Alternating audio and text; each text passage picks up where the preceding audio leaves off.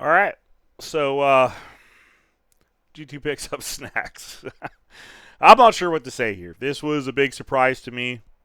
Their last move, removing Nexa and getting Mulbs was great. I love Mulbs. I think he's a great player. Removing Hooksy, all right. Let's see who you can get. Not a terrible idea. But this move is just so odd to me because looking at Snacks objectively, he is a better fragger. You know, shot for shot, Snacks is going to get more kills than Hooksy. Has a lot of experience. He's going to be able to slot into a lot of different roles. He's done a lot of different roles in different teams. He's a very malleable player. So in that aspect, he's great. In actual calling, in his defense, he doesn't have very strong players on Gamer Legion compared to G2. So some of these things could change. But from my perspective, Gamer Legion has not proven to be a tactically sound T-sided team. They rely mostly on their CT sides to win rounds or win matches, sorry.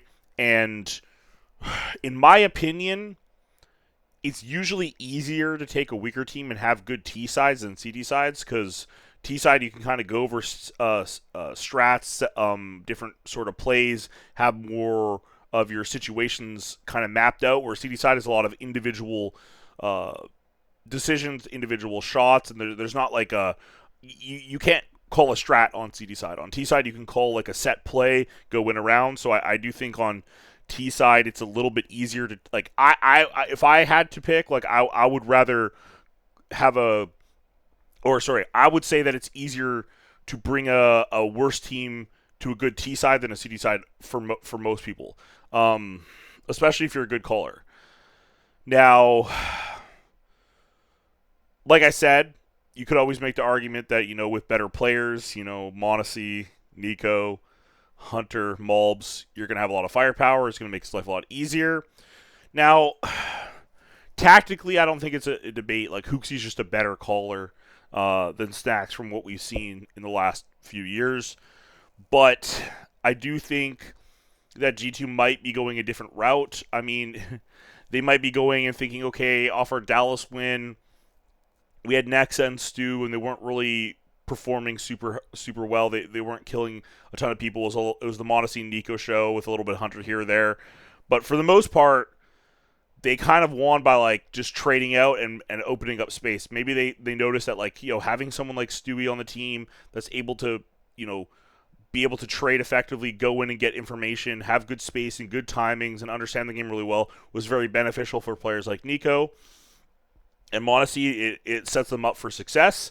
So they're thinking, okay, we just get someone like that's a little bit better. So like Snacks, right?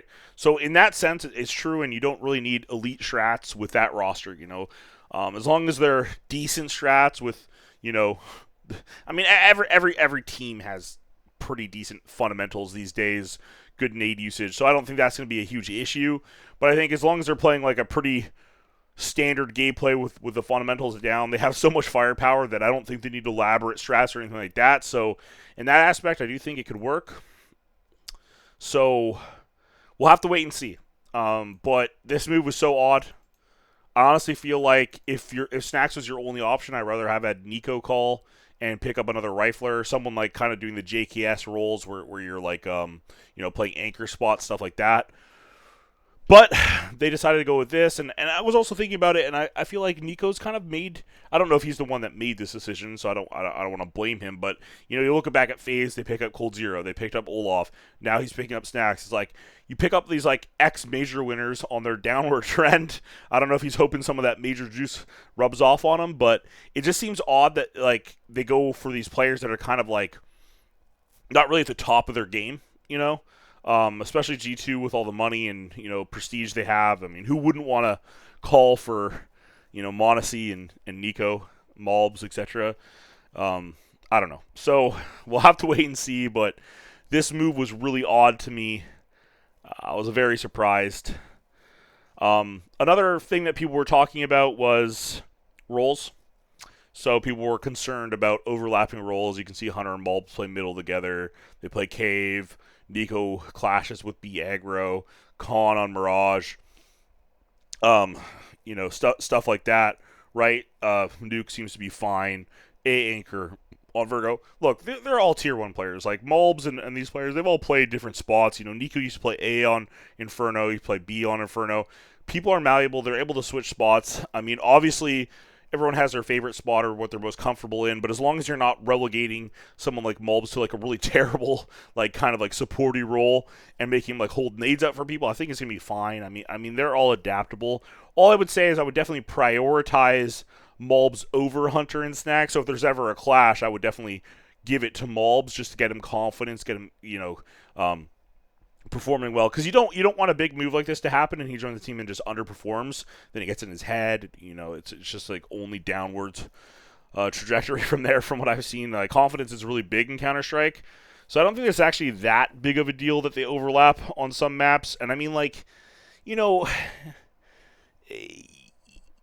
Like I said, if you go banana on Inferno, for example, and you're the main banana guy, and that's all you've done for 5 years, I mean, it's not that hard to go and learn to be the boiler guy, or you know what I mean, like, or the guy that goes alt mid to mid or mid to mid. Every team has slightly different ways that players roam around the map, but I mean, it's like if you play a pug, you don't always go to your spot. You don't always get your spot. You can still top frag and do well. So I'm not so concerned about the roles, but I don't know, man. Like this video was hard to make because I honestly don't know what to say. Like I'm actually like at a loss for words.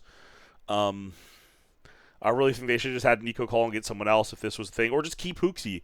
I mean, you got Mulbs. Nexa was underperforming.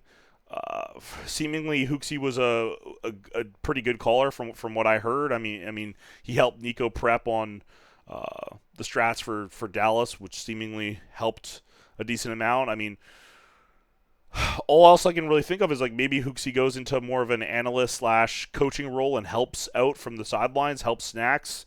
That could work. Yeah, I mean, what else to say really? Like, tell me what you guys think, because this movie is so odd.